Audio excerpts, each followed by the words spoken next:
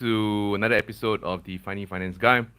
I know it's been a very long time since I actually created a live, which actually focuses on talking about stocks. Um, I think in today's episode, it was a rather impromptu um, decision I made. I think partly due to I just realized that a couple of the stock picks which I made, I think earlier last year or earlier one and a half years ago, I could see that a lot of them actually were doing very well. Um, I think one of them, if you guys looked at my channel, was this stock called Hibiscus. So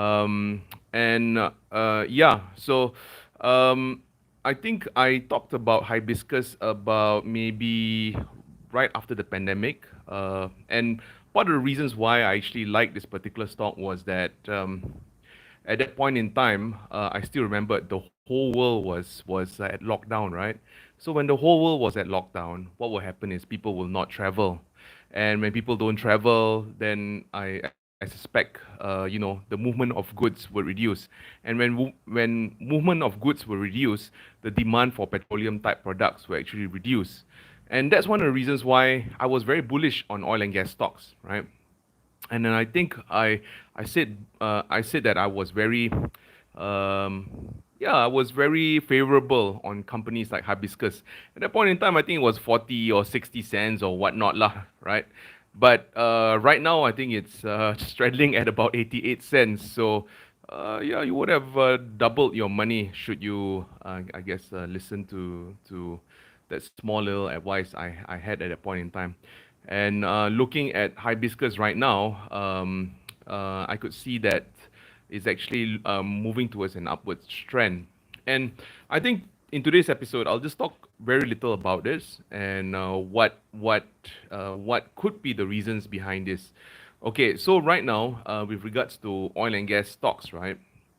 I think we can see, I think, a small little rally. And the reason behind the small little rally for oil and gas stocks is that crude oil has already picked up in terms of its price. So, and when crude oil picks up in terms of its price, what will happen is that there'll be a profit spillover. And since Hibiscus is involved in the oil and gas industry, people expect their profit will increase, and with that, the stock price will also follow suit. So, I just just wanted to create this small little episode, just to I know I'm not been the most consistent of YouTubers. I could see all the other financial YouTubers, especially they especially those which are serious on YouTube.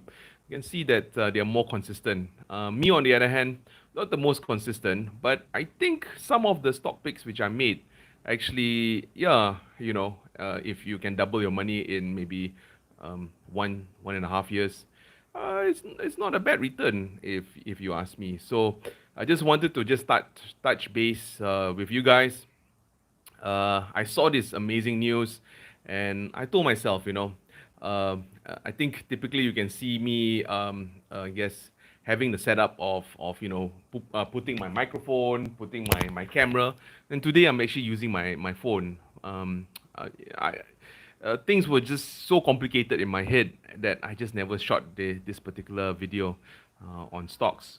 So right now, I think I just wanted to take the most easiest step, take my speaker, or sorry, take my earphones, and just carry my handphone and just record myself, stream of consciousness, and maybe just talk to you guys. I think in the next coming couple of days or weeks ahead, we're going to talk more about stock picking.